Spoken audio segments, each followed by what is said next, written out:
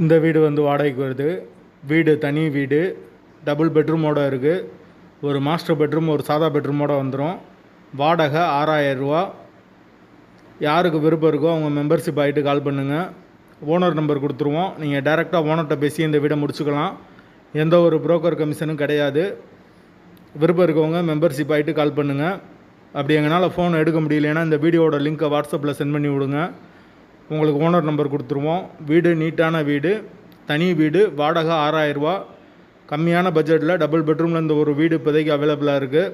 தேவைப்படுறவங்க உடனே தொடர்பு கொள்ளுங்க. வாசல் வடக்கு பார்த்த வாசல், டபுள் பெட்ரூம் வீடு.